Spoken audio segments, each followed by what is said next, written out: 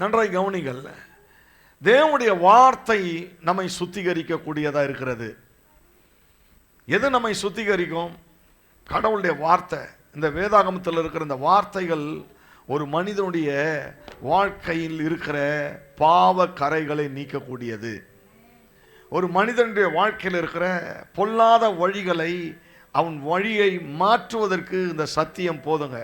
அதுதான் வேதம் சொல்லுகிறது, சத்தியத்தை அறிவீர்கள், சத்தியம் உங்களை. ஆமா, இந்த சத்தியம் வேத வசனம் ஒரு மனிதனை ரட்சிக்கக்கூடியது, ஒரு மனிதனுடைய இருதயத்தை மாற்றக்கூடியது, ஒரு மனிதனுடைய சுபாவத்தை மாற்றக்கூடியது, ஒரு மனிதனுடைய வழியை மாற்றக்கூடியது. நான் சொல்றேன், ஒரு மனிதனையே புது மனிதனாய் மாற்றக்கூடியது தான் கர்த்தருடைய வசனம். அதுதான் வேதம் சொல்லுகிறது, கிறிஸ்துவுக்குள் இருந்தால் ஒருவன் எப்படி இருக்கிறானா? புது சிஷ்யா இருக்கிறான். அவனுக்குள்ள என்னெல்லாம் மாறுது?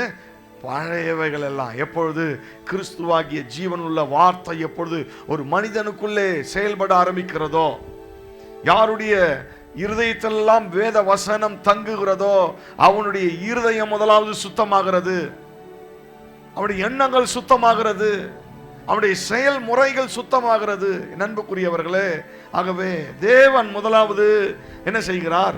சுத்தமாக்குகிற பொழுது அந்த அந்த கொடி என்ன செய்கிறது?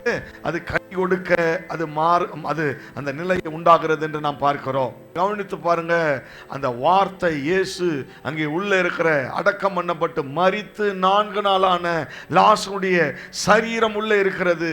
கர்த்தர் அதை அழைக்கிறார், லாசருவே வெளியே வா என்று அழைத்த பொழுது அந்த அடக்கம் பண்ணப்பட்ட மரித்து 4 நாளான சரீரம் உயிர்த்தெழுந்து லாசரு உயிரோடு வெளியே வந்ததை அங்கே நாம் பார்க்க முடிகிறது. தேவ பிள்ளையே, அருமையான காலைவேளை நான் சொல்லுகிறேன், தேவனுடைய வார்த்தை நீ எங்கே மரித்து கடந்தாலும் சரி, எங்கே நீ முடங்கி கடந்தாலும் சரி, கர்த்தருடைய வார்த்தை உயிர்ப்பிக்க கூடிய ஒன்றாயிருக்கிறது.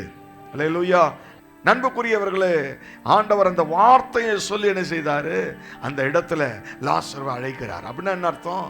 அவன் கொடி உலர்ந்து போன நிலைமையில் இருக்கிறது. மற்றவங்க கண்ணுக்கு எப்படி இருந்தது? மரித்து போனான். ஆனா கிறிஸ்துக்கு மட்டும்தான் தெரியும் அவனுக்குள்ள இன்னும் ஜீவன் இருக்கிறது. ஏனென்றால் வேதம் சொல்லுகிறது, விசுவாசிக்கிறவன் மரித்தாலும். எத்தனை பேர் அதை நம்புறீங்க?